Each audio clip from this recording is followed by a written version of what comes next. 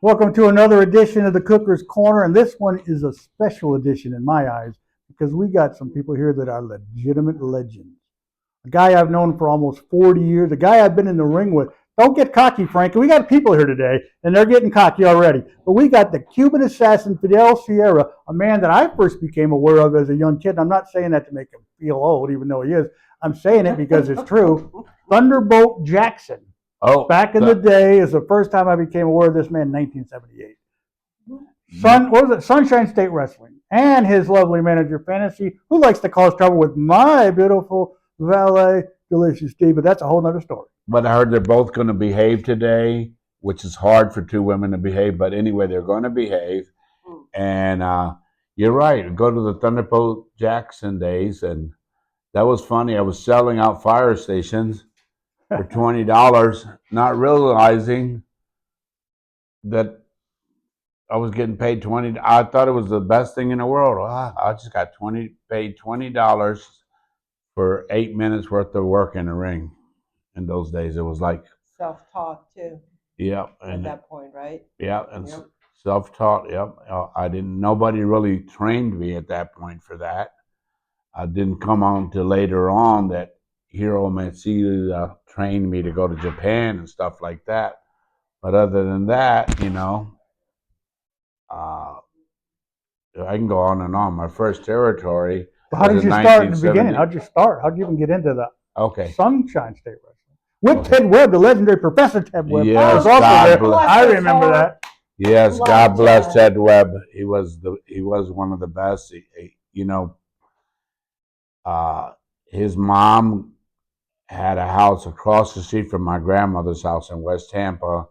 So that's where our day started, as me knowing Ted Webb before we even knew we would be in the wrestling business together and do all that. And Ted was always so good, What a gem. Was Ted doing radio before wrestling even? He was doing radio back then. He had some weird show. I forgot what it was called, but it was like, he was like one of the first to come out with his own radio shows like that. And now everybody does them, but right. He was anybody can have a podcast nowadays. Wait a minute now. But hey, just for clarification for everybody, we've known each other almost 45 years, I guess, right? And Paul, we've been in it together. And we've been in it to win it, but why did we lose it last time? That's what I want to know. But we've been in some stuff where we were toeing the line and backing the boys, and no matter what, I love and respect Fantasy. And I'll forgive you for the granny panties comment. Did you sell those on eBay, by the way? I was just curious. But anyways, I just wanted to get that out there so that people have an understanding of the respect of this business. You can go toe to toe. You can have your issues. Exactly. But you know what? If it came down to it and there was an issue, they know if they called the Cooker and I, we would be there. Absolutely. We would be there. That's just right. Not this early in the morning, but yeah. Well, let's not get carried away with it, but you know what I'm saying. I leave it like this. It always takes, a good woman to keep a good man down. What? Yeah, I know you. It takes a good woman to keep a good man down. I'm going to let you handle that one, Fantasy. So the other day he goes, we were on a podcast, and he goes, yeah, and I'm going to make chicken shit out of chicken salad. So I'm not so sure about your. That's because I've been hit in the head too many times and got punched by those good punches that Bob Cook throws. I mean, he's knocked me loopy a few times. Well, Power of the Punch. So what's a song that just came out about Bob Cook? Would they mention that punch? Mm-hmm. Yes. And it's amazing. I mean, anybody who hasn't, if you're not familiar with the Cooker, you need to just Google the name and you'll see all you need to say. You'll see him in the ring with the best of the best, right? Right. Yeah. Right. And I'll say, and Bob does have the really and truly. He might not want to admit that right now, but He has the best punch in wrestling. There's nobody else that has a punch like Bob Cook.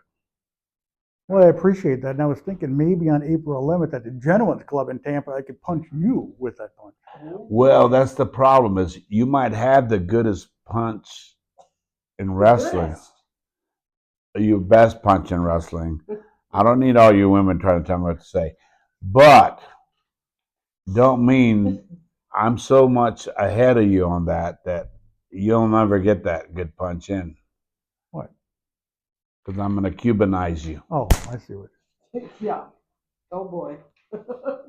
Yeah, well, see, we can be cordial here, but on April Yeah. 11th, we can throw that out the window, and then we can be cordial again. But that's a whole That's nother all. story. Yeah. But you have an awesome history, and I'm not just saying that because you're here, even though I am, because you're here. But you wrestled Ric Flair for the World Championship. You were Top Gun in the Portland area for years, and you just came back from a huge expo out there, or what do they call those conventions, fan conventions. Yeah. And I Yeah, was tell us about that. well, and I was lucky enough to wrestle Ric Flair in the Pacific Northwest. I beat him in 2 months. This is how they would do it back then. I beat him like 2 months before in a non-title match in a small town. They recorded a little piece of it. And then we came back on a title match and it sold out the Portland Sports Arena because everybody thought, oh, he beat him, so he's going to win the world title. But that's how good the wrestling was back then, that it didn't take every, you got to do this and that and monkey flips. You can put on a good storyline to make the people want to see professional wrestling. That's why I always say it's good professional wrestling, all of it, but professional wrestling in the good old days was we did it the right way. It wasn't just flipping and flopping. Well, plus too, back in the territory days, it was just a whole different ball game. Now everything is kind of centralized. So you're WWE or you're, NXT or something. So people are more aware of the different characters and people, even though a lot of them are so generic. But back in the day, I love that word, generic. Not to interrupt you, but that is a wonderful way to define what's happened. And back in the day, in the territory days, it was just so different. People don't realize that he's been all over the world, all over the United States, Australia, Japan, Europe. You name it, he's been there. History moments in India with Frankie Reyes and all that. And, he's been in the ring with every top superstar. And people just a lot of times don't realize that because they don't see him on WWE.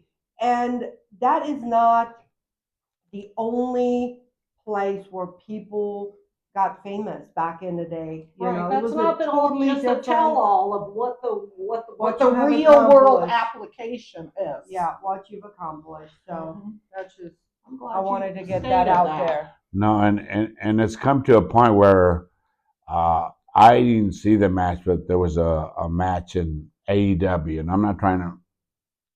And they had the two women in a cage, and they bled so much, and everybody thought that was so cool, but I don't find that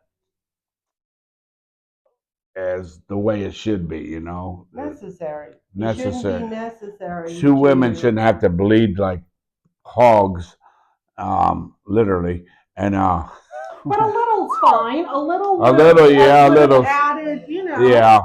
Because it's hard to, let's be honest, it's hard to have some kind of cage match And not have any blood. That's true. That's right, Delicious D. You're very right on that. You once in your life, you're right. Well, a broken clock is right, what, twice a day, once a day? I don't know. Once a day, I don't know. Twice a day, I think. Twice a day? I don't know these things. Oh, that's right. Depends on the type of Look at these women. These women are correcting us. Hey, listen, Bob. You get corrected a lot at home? You're stuck way over there. I'm over here, and stuck in the middle is two women, and who knows what can come out of that. Imagine if we were on in a road trip. Oh boy. But to me, back in the old days, not only was it important for the fans to believe because they went there, but wanting to believe, it was important for the wrestlers to make them believe. Whereas now, Yes. to me, it's more of a routine. They're just going through what they practiced before. And I'm not Yeah. knocking it because, God, they're drawing more money than ever. Not AEW, but WWE right now. They're drawing more Yeah. money than ever, so you can't knock it. But And you know, Bob, I can remember we would ride up to Atlanta together, and we would be booked against like the Steiner brothers. oh, by the way, I got that trans money for you.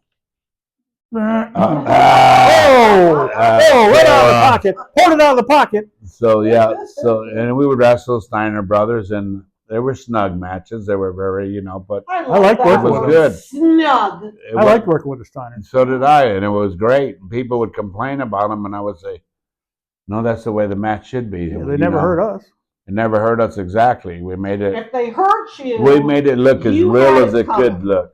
let's just be all right. If they hurt you, Uh-huh. you probably had it coming. Yeah. Nah, Vader hurt a lot of guys and they didn't. Well, Yeah, he's a that's different true. story. That's a whole different garbage can. He had it coming and he got it. It was called death.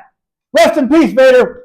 Double bam. Not only that, I remember seeing like Paul that. Orndorff beat the living hell out of I wish Vader. I was there that day. I My was God. there. I witnessed it Oh, all. you were there. I was right there. Like it happened right here I've been in saying, front of me. "Amen, Oh. brother." And I was like, and Ric Flair nudges me and says, "Big man, break that up." I said, "You break it up, Beak. I'm not going to break that up. I'm not getting in the middle of that and get punched by one of them." And Orndorff, let me tell you, Orndorff had flip-flops on. And Vader got the first couple punches in, but then Orndorff was like the Karate Kid, brother. He hit him with so many kicks in the face. Vader's eyes rolled backwards. He was bleeding out the nose, the ears, the mouth, and he knocked him out. Yeah, he literally did. And then Vader came through and tried to go back for more. He got knocked right back out. Paul Orndorff was one tough cookie, brother. Disrespect a legend, get a legendary beatdown. Exactly. Of all the times I missed WCW, that was the one. And it was, and I could tell you that was all over. Why didn't you get your cell phone out and video? Yeah. Well, we didn't I wish have I- that. yeah. We didn't have But that. the thing is, It'd be a Vader, hell of a hit on YouTube. that right all now. wouldn't have happened if Vader wouldn't have been such a liar. Because Janie Ingle, who was in charge, she said, "You didn't make it to your interview at this time." Vader said, "Nobody ever told me." She goes, "Yes, I did." And then he called her a liar. Then Paul Orndorff said, "You were told to be here this time." And then that's when Calling her a liar is calling him a liar. yeah, so and that you're gonna have a problem with it it. got. I mean, Paul Orndorff, and then it went to Fist City, and then when they had a big deal where Eric Bischoff wanted to talk to everybody in the room, and I was the first one in line. I said, he got exactly what he deserved. God bless, he's dead, but he got exactly what he deserved. He messed with the Brandon Bulldog, and he got the hell beat out of him. Well, you know what I always say? An asshole in life is an asshole in death. That's it. And I seen him. He would go to Jody Hamilton, and he would say, "I want this guy and that guy," and he would pick the smallest guys on purpose. And he would beat them so bad, and I would say, "How's he getting away with this every week?" And it wasn't Jody; he had some type of pull somebody else, and it was just Yeah, I always thank Jody, even the last time I saw him, which was Yeah. Fan Fest, the first Fan Fest, I think. Yeah, we all yeah, were- yeah. we were all Yeah, there. I thank Yeah. Jody. I said, Jody, I want to thank you again for never making me work with Vader. And he says, "I told you then, I'm telling you now, you never had to work with that fat man." yeah, And for him to say he's a fat bastard, I'm yeah. going to Well- tell you, he was a freaking fat bastard. Can I say that? You can say whatever you want. This is the He Cooper's was- Corner. He was a freaking fat bastard, and he was nasty, and he was a bully. And I don't like to speak ill of the dead, but if you were that bad and you were that troublesome and caused so many people so much hurt, then you freaking deserve it. Yeah, you know what? In our business, we learn to take care of each other. He didn't do that. He didn't matter. He was just No, looking out. freaking He broke went into James' nose, he didn't went he went into business for himself. So it didn't matter who he would beat up or who he would. He just did it because he could do it, and But the thing was, he was told week after week to stop. And he kept yeah, doing and it. he wouldn't. I was the next match out the night he broke Joe Thurman's back. And he came back to the curtain, and Vader's sitting on the ground, and he's literally crying. And I'm thinking to myself, because I had to work with the Z-Man. We know all how stiff Z-Man was. Not at all, because he was awesome. Yeah, he was. But Vader's sitting there crying. I'm thinking to myself, I can throw this in there again. Does this fat bastard, is he crying because he just crippled a guy potentially, or that he's finally going to lose his job? I never knew the answer, but I assume it was because of the job. Wow. Yeah. He just didn't care about nothing. When he broke Rick Flame's nose, Rick's laying in the dressing room, his nose all screwed up, blood everywhere. Vader comes in and goes, you'll be okay. And he just walks away like nothing. Yeah. And Wow. I can remember another time where Rick likes to say his nose wasn't broken, but I say it's pro wrestling. Embellish. Yeah. Well, if it wasn't broken, guys, it looked pretty freaking bad. Yeah, I remember another time it was me and Frankie Lancaster against Vader and somebody, and I said, You had to wrestle Vader? yeah. Oh, wow. I wasn't in there much with him. Anyway, I'm kind of smartened up to that. But I knew it. The way they had everything lined out, I said, Frankie's going to get hurt. And sure enough, man, Frankie Lancaster, we had to help him back to the dressing room. And then the shoulder or something. yeah, and I was screaming, and Ric Flair said, well, Sierra, what's going on? Why are you screaming? Because I knew, I told him he was going to hurt him trying to do that, and he still insisted on doing it. And look at poor Frankie now. I mean, they had to literally help him in, and it was like, it said it's uncalled for, Rick. I said, and somebody needs to put a stop to this, And then later on, Arndorf did put a stop to it. Yeah. Did he get fired over that? Vader get fired at that point? I don't know. It's so many years ago. I believe that, he didn't last much longer after that. But see, that's the difference of that mentality and the professional mentality of David the Cuban Assassin and Bob Cook. I was always taught. You guys were taught. You didn't put ego and bully, and that's just the difference of being taught properly. We were taught. Bob comes from the Malenko, who's, God bless, the Malenkos were all great. The great Malenko, one of the best in the business, and I can remember Eddie Graham. I'm going a little bit off script, but I remember going to the match at the Four-Homer Hesley Armory, and it would be Eddie Graham against the great Malenko. And this is the mentality. Everybody would say, I don't know about all those other matches, but I know this one's for real. Yep. and that's just the way, because that's how believable they were. And they went at it. And they, heck, I remember when they fought out to Howard Avenue or something one time, right out of Four-Homer Hesley Armory. And you just know the WWE has footage in their archives that they won't share. Yeah. Because they bought Mike's library. Yes, they did. Yeah. And, I know that personally because Mike shared that with me, that, he sold all that stuff too. Yeah. But yeah, great memories, that's for sure. That's the main thing. Like, back in the Championship Wrestling from Florida days when you teamed up with the great Ricky Santana as the Cuban Connection. We and Jerry Gray and I were the Mighty Yankees. Yeah. Very rarely, actually I think only once or twice, we wrestled each other against each other in a match they called Battle of the Bullies. Yeah. I have the old Grapevine program. I actually don't remember the match, but it's cool to look at. And just but we always, that's the different. We had an art of the way we did our matches, and that's what's, like I said, that's what's missing a lot in today's wrestling industry. No matter if it's what company it is. I go to some independent shows that are good, and I go some that you say, what the heck happened here? Everybody's doing whatever they want. They're fighting the floor. They're doing this and that. And it's not, and there's no story. And there's no story. It's like, how does it get to that point, and what, when, and where? It's I don't know. Yeah, and that's what and then I like, I'm not trying to put him over a lot, but Frankie Reyes, he runs a tight ship when he does shows together. And there's other people that they know how to do it the right way. You don't have to be all that flipping and flopping, and you don't need to do all that.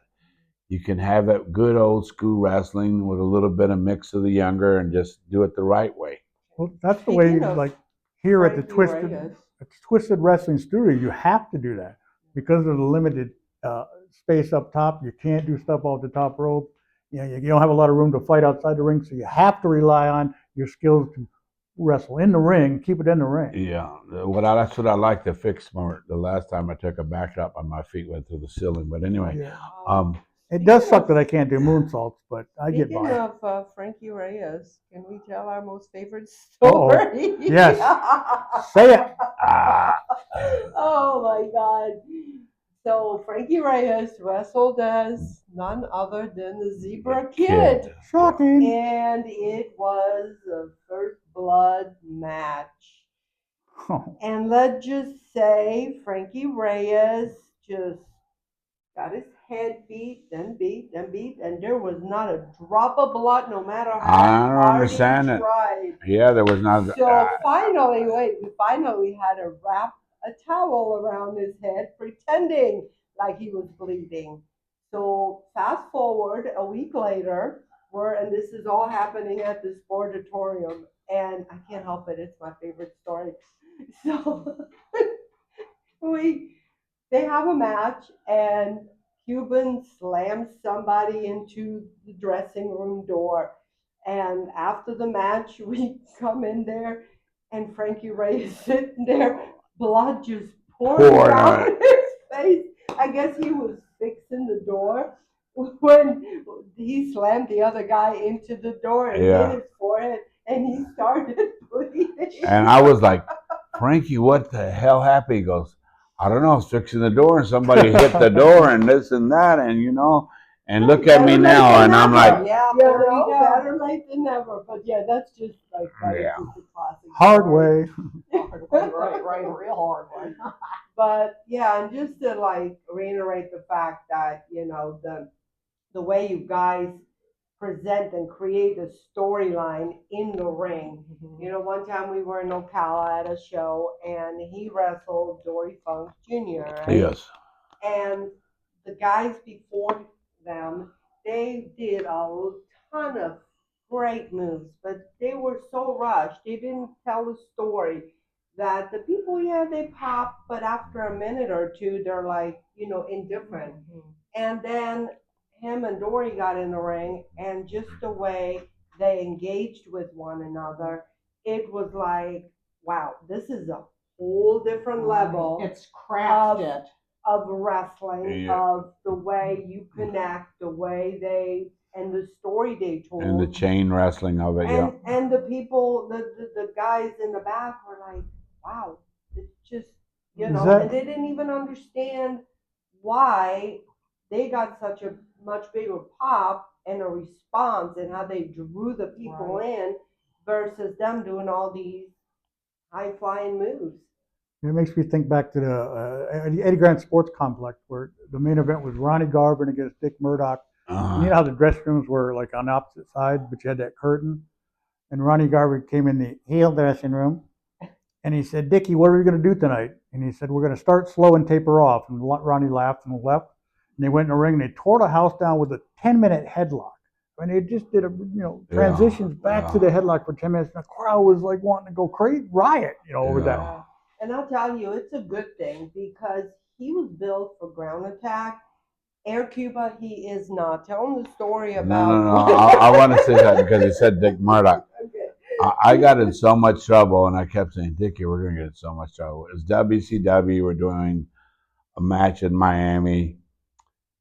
And every time me and Dickie would go to lock up, there'd be USA, USA. And Dickie said, don't lock up yet. And so now this went on for like almost 15 minutes. We hadn't locked up yet. And I said, Dickie, we were only supposed to go 10 minutes. And he goes, don't worry, kid, I'll take the heat. I'll take the heat. And finally we locked up, did our deal, boom, did our finish. It was done. And we got back, and they were like, and Dickie said, oh, we went overtime? I didn't even realize, But You think? God bless Dickie, he was such a good guy too. Yeah, he was awesome. You remember the story how he got fired from WCW back in '89? when Jim Hurd, the guy that was the pizza manager, Yeah. he was running WCW, and they were having a production meeting. Terry Funk was in there, Kevin Sullivan, Flair, Hurd, and Dick's walking by the door, and Hurd called him. He said, "Hey, Murdoch, come in here. I want to ask you something." And he went in and he asked him. He said, "Why do you think the business is down? Why do you think everything's crowds are down?" He goes, "Well, it's because they hired assholes like you who don't know what they're doing." Exactly. And he got fired over that. Yeah. Because Dick never cared what he said. Well, I was going to say, if you ask him something, he's going to answer you. You better. And Jim Hurd one time had the nerve, and I thought this was the craziest thing. He said he sent word over, somebody needs to go teach Dusty Rhodes how to do interviews. Oh my God! Oh my God! What? Oh wow! And I mean, Dusty went off on that, and I'm like, here's Dusty doing all these interviews for so many years and packing them in. Classic interview. And you're going to tell him he needs to learn how to do interviews. Wow. And that's when you put somebody who was a pizza guy or whatever to run a company, then that's the kind of stuff that happens. Right, and the wrestling business is run different than any other business in the world.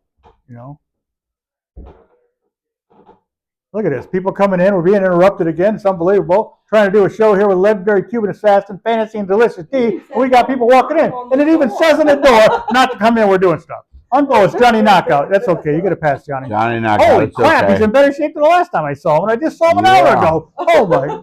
I'm telling you, phenomenal shape. Gotta give him some props. If he keeps working out a little bit longer, he might have the gun size of the Cuban. Anyway,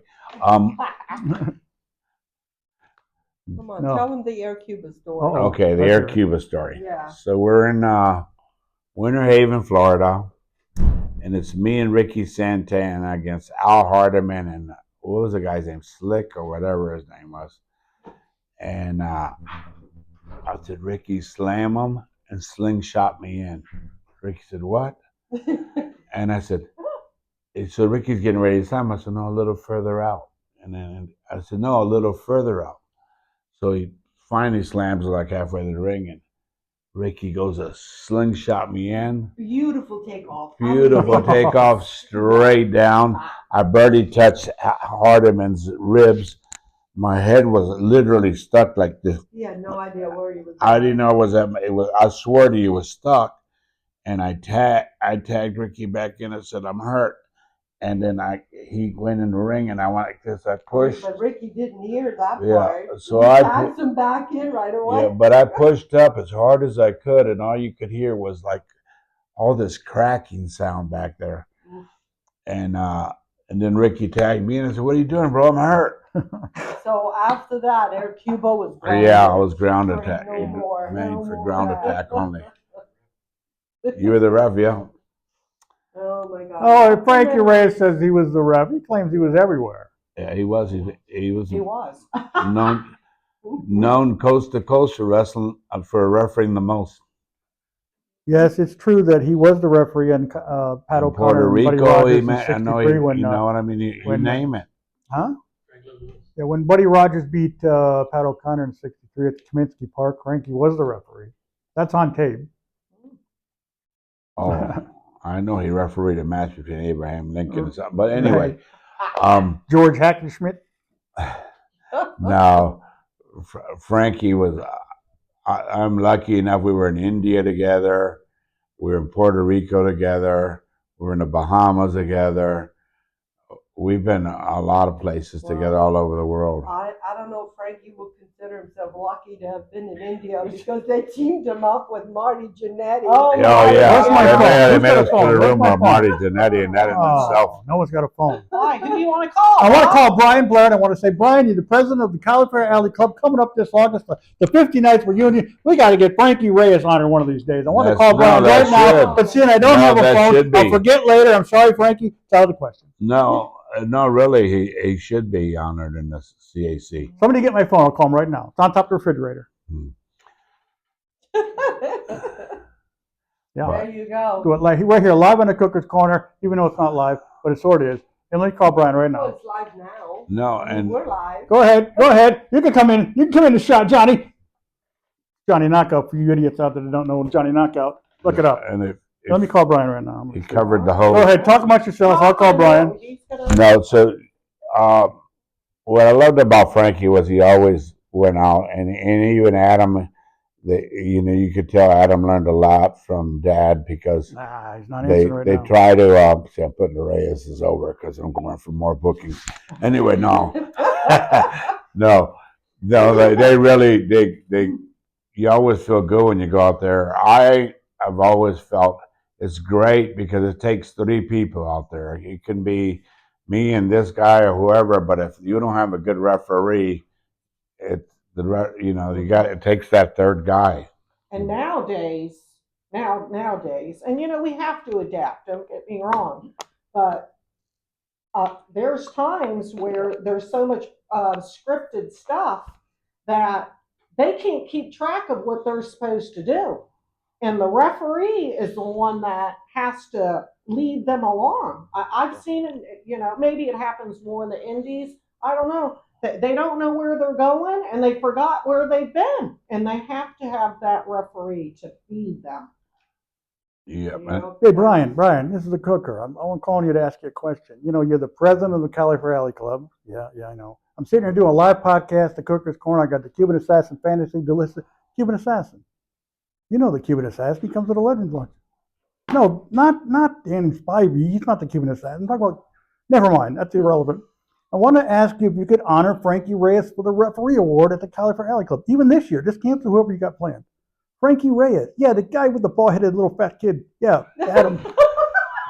Yeah, Adam, the guy that we honored at the Legends Lunch that one time, and he always said was thanks and walked away with a... I love it. Sorry, everybody's laughing. But anyways, no, seriously. Yeah, I understand. Oh, I understand, yeah. Oh, you're going to go out and see what direction the weather's blowing? Yeah, that is more important. Yeah, okay, I understand. All right, I'll tell him. Sorry, all right, I love you. Bye. Sorry, Frank, you're out of luck. I tried.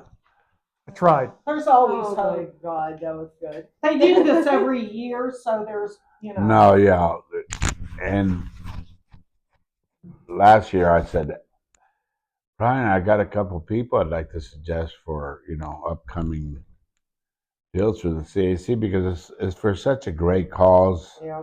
The CAC and I just wrote a great song about the CAC. Did you hear that? No, I didn't hear, but I had to listen to you it. did. But the people don't realize it's not just you all get together. You see people you might not ever see anywhere else, or haven't seen in 20 years. Yeah, and it's just so good. And I think Frankie should definitely get the referees deal. Last year I know they did Fonzie. Yeah. Well, here's the thing. Even if you don't get inducted, you should get on a plane and get your ass up there. And you should get on and just have the experience. And even if I know, and then they see you there, they know. So much fun. And you should get online and go to CaliforniaAlleyClub.org and sign up as a member. You can do it as a fan or a wrestler. Any wrestler who's not part of the CAC. Hey, Adam Reyes, are you part of the CAC? Oh, okay. I was going to rag on you for not being. Damn it. Let's just pretend you're not. You should be. That's what I'm trying to say. Any wrestler who's in the business. Hey, Sean J, are you part of the CAC? He's a lifetime member. Oh. He's been banned for life. That's what he means. Just so people know, I'm the former treasurer. So I know better than a lot of people how much the CAC helps our brothers and sisters when they're in trouble. And I know I'm the one that signed. And I know one of the top people we're honoring this year. Do you know? You McFoley. Oh, he gave it away. I was going to say Cactus Jack, but you spoiled it. Yeah. But yeah, that's good. That's going to be a huge event this year. It is very huge. Do they know about the other thing?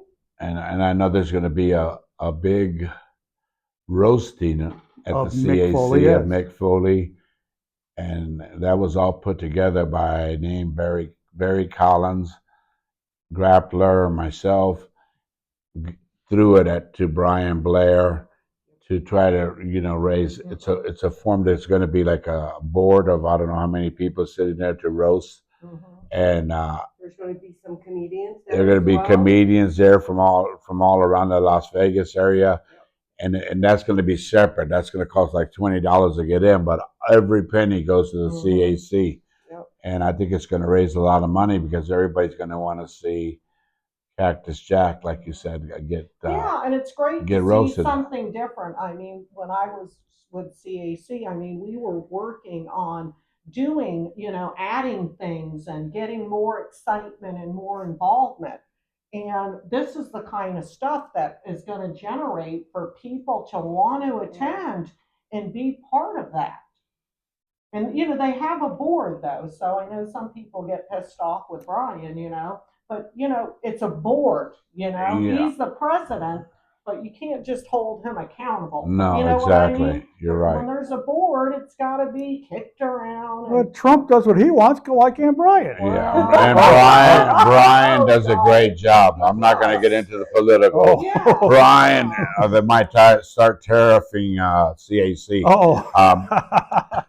Yeah, we don't need But that. these are great additions that should really fuel excitement No, Yeah. yeah. and generate money to help people like knobs. I mean, we've helped so many people. I can No, the name, knobs. and people who don't want it known. It's kept confidential. Yeah.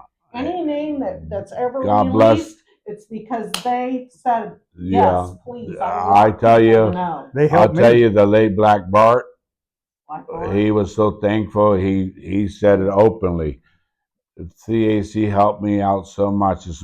He told me this like 2 or 3 weeks before he passed away. Kamala, I mean, Kamala. And he said, yeah, he said, they helped me out so much. He said, David, he said, Brian, Blair, all those, I really am so thankful to them, and it, it's stuff like that. But, I like going to like CAC, and then I go with this guy named Sean to Waterloo. He's a pain in my ass. But anyway, and, You mean that guy with the big Thank beard? you, Sean, for giving me a few days break.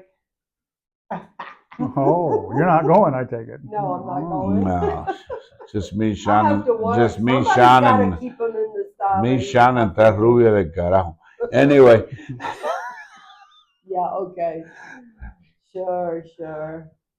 No, but anyways, I really appreciate you guys coming on the show. You come all the No, way it's down been from the fun. No, it's been St. Pete fun. area. Even though, let's be honest, they were here for a wrestling show, but no, they didn't come I specifically for told this, you, and I don't blame them. and I told you I wanted to be part of this, and I appreciate it. And I'm always your sidekick, so Oh, you for can't get rid of many me. And For many I years. have to say, and I'm not just saying that, but I'm really impressed. You're very funny. Oh, really? Yeah, when you're not drinking Mountain Dew. Funny. Oh, well, I can't drink Mountain Dew on the show day. I can't drink Mountain Dew on show days. Oh, look it. We got people in the audience over here. Sean Corona over there. Flaunting. Corona, whatever the hell his name is. Kelowna. It's close enough. Stealing my I Mountain just Dew. call him Sanjay. Stealing my Mountain Dew. That's unbelievable. I call him Shawnee Mac. We got Johnny Knockout here. Johnny Knockout, one of the baddest Knockout, asses in this looking business. better Johnny, than ever. take care of him. Slap. There you go. Yeah, go over there and let him slap you around because you're not worth him getting up and slapping you around. I'm sorry, I got off kilter there. It's okay. No, but No, it's amazing. it's Thank you. amazing, and this whole Twisted Wrestling Alliance studio. Class act, man. It's Yeah. like I really got to give it to Joseph and you, Bob, for training, and Frankie, and all the people who are training people here on certain days of the week. And it's a place for guys to come to learn the business the right way. There's a zillion wrestling schools. I could probably open one next week in a corner, but am I Yeah, I going to always be? say But there's one on every corner when you're No, but trying to get are home. you So gonna- there you go. Are you? You got to think of, are you being taught the right way? Are you being, what I mean? Because it's not all about just going in there and just try to teach somebody just to take their money. No, like Frankie, I know and Adam, and I know they take it serious, and they're going to teach you step by step. You might say, well, I already know this already. No, you might know it, but now I want to teach you how to tell a little bit of a story. Right. And that's the way it is. And there's a few schools that do that, but there's a whole lot more that don't. Well, you can hear something, but hearing something and applying it is two different things. The only thing I heard is that they did take off their schedule is teaching kids how to do the first blood match, but I don't know. Well, Wow. Well, Fantasy these ain't things never gonna happen. let that zebra kid live that down. Oh boy. Oh my. Oh my. but that's the difference between, I think, a lot of the wrestlers. And I know everybody loves wrestling and they're in the business, but it's a different kind of passion that we had back in the day. Yeah. Maybe I'm wrong. I don't know. No, you're right, 100%, Bob. But there's certain guys, and I'm not just doing this because he's sitting right over here, Johnny Knockout, someone I absolutely respect. No, he's very passionate. The fact he comes into the shows in shape, which I never did, so I got something against me right off the bat.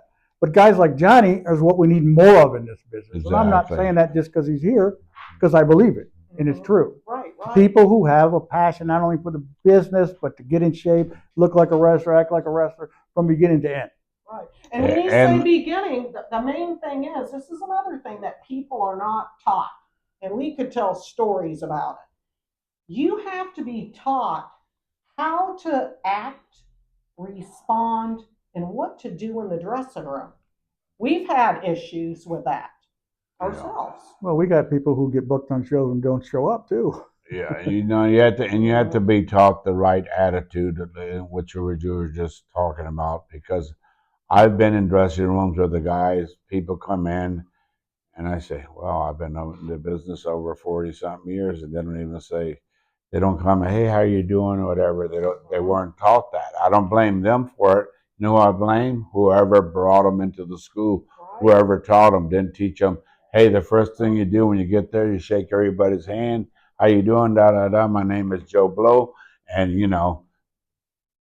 Yeah. Don't you remember what I said at the Caliper Alley Club that year when you brought that up, where I said some of these overbearing, obnoxious, pig-faced bastards go in the dressing room when they see the Cuban assassin and they don't shake his hand? If you're in this business and you don't know who the legends are, you should get out of the business, because if you're in it, you should want to know. If you don't know, get out. That's what I said. I got applause. Jerry Briscoe, the legendary Jerry Briscoe, gave me a hug and said, "Cooker, you're one of the Florida guys. That was awesome. I love you." That meant the world to me. Absolutely. I don't know. mean, these are I had to say things that. we had an incident, a story Uh-oh. I will share. An incident in the wrestling business? Well, this was several years ago. Bob and I, we were doing a show. Oh, and I remember this one. we're in the dressing room. Cactus Jack was there. Yep, Mick Foley was there, and he was an eyewitness. And there we are, and Bob, what was it? It was a battle royal, right? Yeah. So there was a guy that was going to get the title. I don't even remember his name. I don't either. But anyways, so here's this guy, and whatever they were going to do, blah blah blah blah blah. So I'm in the because I'm in the dressing room. I belong there because I'm with him. Working the show. Most women don't admit that. So anyways, so this guy who was going to win the title says to Bob that he didn't feel like it was exciting enough. Well, what it was, Battle Royal, and it was a Joe Cool show, benefit for cancer, and it was a benefit for this guy who had cancer, Rick Baracus or whatever. I can't remember his name, so I apologize. You tell the story. But Rocky Johnson was there too. Oh, Rocky was there. But they wanted the match to end. Joe wanted me to be the last guy in the ring with the guy who was going to win the Battle Royal, which I had no problem with, even though I didn't want to be in there that long. Because look at me, I blow up fast. I'm going to go up those steps in a little while and blow up. But the point is, they wanted to do, and I told the guy what he was going to do, because I told him I didn't want to go over the top rope. Did you hear that? He tells the guy what he's going to do. Go ahead. Right, that's the funny part of the story. Right? I told the guy, I said, "Look, I'm not going over the top rope. I'm not doing it. We're going to figure out a different way." He goes, "Well, we can't do that. That's not exciting." And I said, "I didn't come here to be exciting." And Cactus Jack is looking. He's sitting over. He goes, "Yeah, I've known Bob for 30 years, and he's not exciting." Anyway, so. Well, we had all the other guys that were ready to shoot on this guy. James Morrison. Who else was involved? Kenny Chains was there. And they're all like, "Oh, the hell with this guy, Bob. He's disrespecting you." But then Delicious D here, she reamed that guy a new ass in front of everybody. It was awesome. A pin drop. All of a sudden, I let this guy have it. I'm like, who the? I mean, I was fuming over it because to me, so anyway, I mean, I get the guy jacked up against the wall, and I tell his freaking ass off. I think Frankie was not in the dressing room. Adam was, So anyways, but the boys, they were all so mad. So they all say, "Gee, we'll take care of this. We'll go rogue, and he'll be the first MFer out the ring." So no. We said no. So anyways, the way he wanted it did not happen. But I mean, that's just an example of you don't do that. But at the end of the match, I just got on the microphone and I told the kid it because it was just me and him, and he was actually friends with a guy who had cancer. Yeah. So I just came up with this thing and said, "Hey, man, it means more to you than it does to me because you knew this young man who passed away from cancer. Blah blah blah. Yeah. I'm going to let you win this battle royal." I went and shook his hand. And I slapped the crap out of him and walked out of the ring. And I said, "You're the victor." Morrison though. Morrison was They thought he was thrown out, and he came back in, and he was the last guy in the ring with him. I don't remember these things. Anyway, it's on YouTube. But that's that's just an example Sort of. of shit that shouldn't happen. Yeah. I'm just saying. But it makes for a good story later. Well, I got a story about this time in Atlanta, a hotel room. Never mind. That's a different story. Yeah. Oh boy. Oh boy. Hey, she said she was a certain. Never mind. I got the story about all the What am I times. supposed to do? Check IDs? Yeah, I don't do those things. All the times we shut the dungeon down in Atlanta. Oh, that place was all bad. There are some stories we can't tell. Yeah, no. But anyways, I know nothing. I see nothing. I hear nothing. Right. I always play stupid because I'm pretty good at the part. Yes. But I really want to thank you guys for being on the show. thanks Always for thank having Delicious us. Me because I love her to It death. was great. Thank you, Fantasy. I hope to be back Mr. sometime to tell some more great stories. Oh yeah. And you got a lot of them. Yeah, and For sure. and I thank everybody that's in this industry, young or not. If you're young, you need to obey and try to learn this business, and if you don't try to learn it, then you don't belong in it. And good luck. And the guys that that are legends or whatever that are trying to teach you, you need to listen because the only way you may get somewhere, and even then, nothing's promised to you in this wrestling business. It's all really about respect and listening and keeping your mouth shut and just learning. That was the first thing he taught me. He told me, and that was the few times I actually listened to him. So As long as it doesn't matter if you're in the business a year or 50 years, as long as you can last all that time and not think you know everything, you're going to do good. That's it. Yeah. Don't And ever I think was you know always everything. told this too, Bob. When you think you know it all in this business, it's time to get out. Right. And I really like, even to this day, over 25 years in this wrestling business. I think you No. mean 27. No, I still watch certain things and I still learn new things. I say, wow, and you never stop learning. So Right. you just got to keep Learning that open and mind to keep adapting, trying to learn. We have to adapt. There's nobody saying don't adapt. yep. You have to love the business. And I love the business and I love these people. And I don't love all the people out there, but I want you to tune in for the Cooker's Corner next time. And our next guest is going to be, I'm not sure yet, but you're going to find out. Thanks Be for there. coming. Thank you. Thank you. Oh, I should have said.